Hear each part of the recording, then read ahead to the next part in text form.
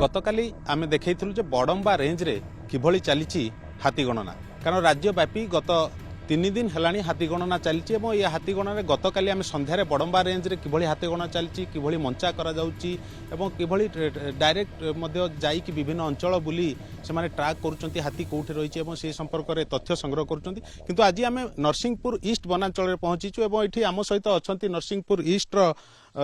Ranger अछंती Subhash Chandra Raut sir sir आपणक range रे केमती कौन हाथी गणना नहीं कौन प्रस्तुति करा कारण आज हूँ शेष दिन गणतिर तो वर्तमान सुधा केमती कौन गणना चलती प्रस्तुति कौ भली करा जायछि किभଳି गणना करा जाउछि किभଳି हाथी गुडी को ट्रैक करा वर्तमान सुधा केते हाथी मध्य आपण माने ट्रैक कलेनी बा केते हाथी को संख्या थिबा नहीं जणा पड़लानी मु पूर्वांचल वनांचल अधिकारी सुभाष चंद्र राउत आमर 10 तारिख दिन गोटे चिठी होता डीएफ सार चिठी करते 14 तारिख दिन मीटिंग 12 तारिख दिन मीटिंग हम आम से मीटिंग रे जोग देलु से विषय जो मीटिंग रे जोग देलु से गार्ड फॉरेस्ट रेंजर बाबू समस्ते उपस्थित थे से डीएफ सार एसएफ सार 2 जन उपस्थित थे से विषय हाथी गणना विषय आलोचना कराला आमर एक्चुअली आमर 13टा मंचा है 16टा यूनिट तेणु सकाळु संध्या 4टारू मंचारे बहुंट तापर दिन सकाळ 6टा जाके 6टा पर गणना सैला परे आमर से हाथी कुआडे गले कौन कले तार पेट्रोलिंग करुछंती वातर माने गार्ड भाई माने करुछंती तेणु आमर डीएफ सार भी मझे मझे बुलिया को आसते एसएफ सार भी आसती तेणु आमर जो 14 तारिख दिन हाथी गणना होता 14 तारिख दिन जो हाथी गणना होता आमर 14 रु 14 15 16 3 दिन हाथी गणना कराला तेणु 14 तारिख जो हाथी गणना है तापर दिन रिपोर्ट आम पाइलु 20-25 हाथी अच्छा आम डायरेक्ट साइटिंग करूँ तेणु ओलभरे 8टा हाथी से सुंडुणी 12टा हाथी देखी 12-20 हाथी देखी तेणु 15 तारिख रिपोर्ट आमर आज हस्तक्षेप 16 तारिख दिन है अइका मुझे जाकि देखी केते रिपोर्ट है से अनुसार मुझे रिपोर्ट देवी डीएफ सार को तेणु आमर राति सारा जो जगुंट उपास भोकर पड़ी तेणु स्टाफ मैंने जगुंट तदारक ठीक ठाक चलती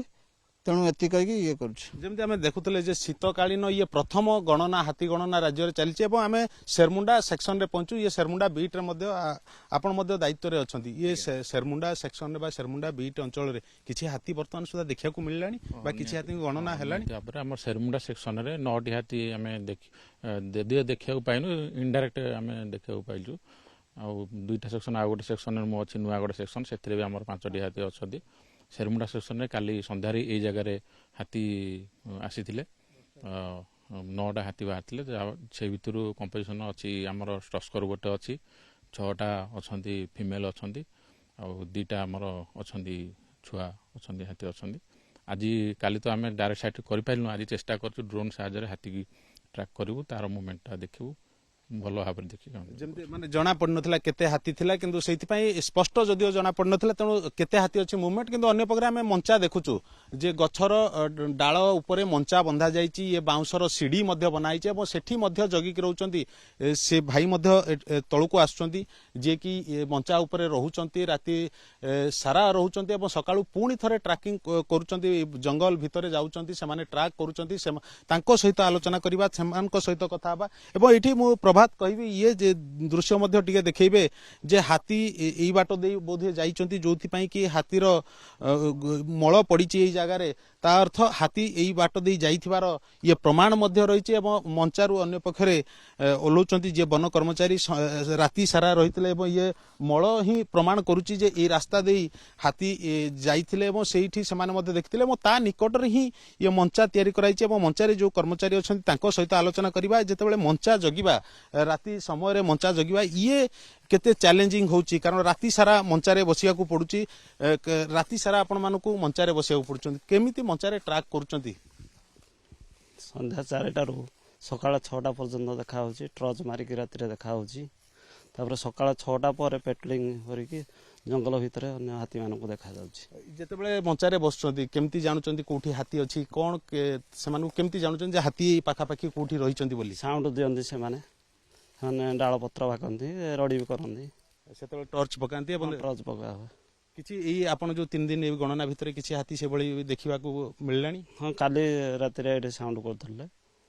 କେତେ ପାଖାପାଖି ହାତୀ? 9 ପଟ ହାତୀ 9 ପଟ ହାତୀ ବୋଲି ଅନୁମାନ କରାଯାଉଛି। ଅନୁମାନ କରାଯାଉଛି। ଅନୁମାନ କରାଯାଉଛି ଏବଂ ଆଜି ସକାଳୁ ମଧ୍ୟ ଟ୍ରାକ୍ କରିଥିଲେ ଯେ ସକାଳେ ଟ୍ରାକ୍ କରାଯାଇଛି। ସକାଳୁ ମଧ୍ୟ ଟ୍ରାକ୍ କରିଛନ୍ତି ଯେ ଯେମିତି ଆମେ ଇଏ ଶୁଣୁଥିଲେ ଯେ ମଞ୍ଚା ଅଛି ଏଠି ମଞ୍ଚାରେ ସେମାନେ ବସୁଛନ୍ତି ଇଏ ମଞ୍ଚା ମଧ୍ୟ ବେଶ ଉପରେ ରହିଛି ଏବଂ ସେ ମଞ୍ଚାରେ ସେମାନଙ୍କୁ ବସିବାକୁ ପଡୁଛି ସେମାନେ ଟର୍ଚ୍ଚ ମାରି ରାତି ସାରା ଜଗୁଛନ୍ତି ଦେଖୁଛନ୍ତି କୋଉଠି ହାତୀ ଶବ୍ଦ କରୁଛି ଏବଂ ସକାଳୁ ସକାଳୁ ପୁଣି ଥରେ ସେ ସ୍ଥାନକୁ ଜଙ୍ଗଲ ଭିତରେ ଟ୍ରାକ୍ କରୁଛନ୍ତି ଏବଂ ହାତୀ